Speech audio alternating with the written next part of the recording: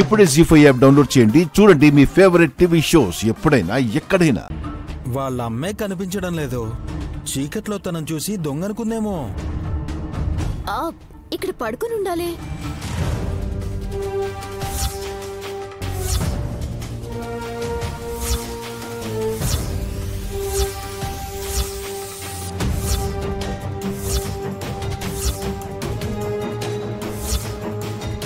విశాలాక్షి లేదు, అమ్మవారి విగ్రహం ఉందేంటి? విగ్రహం మీద కారం కొట్టారు ఎవరు?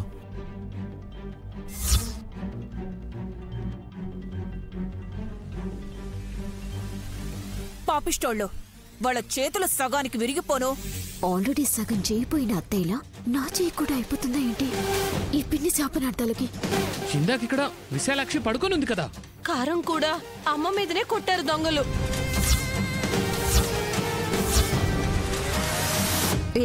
మళ్ళీ దొంగలంటావేంటి నువ్వు? మరి కారం కొట్టింది ఎవరత్తయ్యా? దొంగలే దొంగలే, కారం కొట్టి పారిపోయి ఉంటారు మమ్మీ. విశాలాక్షి ఎక్కడుంది? ఎక్కడున్నారా నాన్న?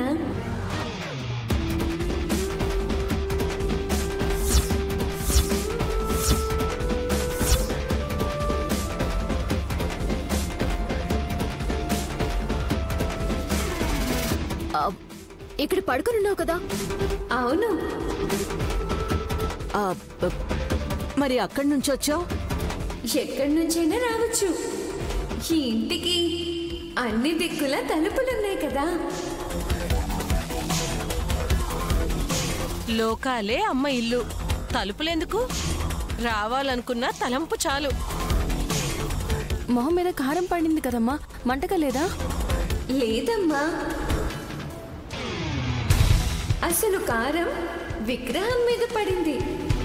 దాని తాలూకు గుర్తులు నా మీద ఉన్నందుకు కారం పడినట్టు మీకు కనిపిస్తుంది. ఈ విగ్రహం ఎలా వచ్చింది సోదరే? నేను లేకపోతే అది అక్కడికి వచ్చింది. నువ్వు వచ్చావు కదా, మరి ఈ విగ్రహం ఉండదా? ఉంటుంది, శుభ్రం చేయాలి కదా.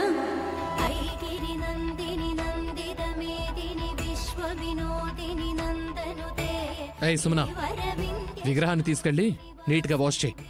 నాకే అవసరం? పొద్దున్న అన్ని సామాన్లు కడిగావు, ఇప్పుడు కడగడానికే? మీలో ఎవరు కడుగుతారో చెప్పండి. మేం కడగం. నైని కడుగుతుందిలే. నేను కడుగుతానమ్మా. అమ్మవారి విగ్రహం నీళ్లు పడినా అభిషేకం చేయడమేగా. అంతకన్నా అదృష్టం, ఆనందం ఇంకేముంటుంది? డమ్మో డమ్మ, విశాల్ బాబు ముందుకొచ్చారు కాబట్టి అతనికే ఆ తామర పుష్పం ఇవ్వాలమ్మా.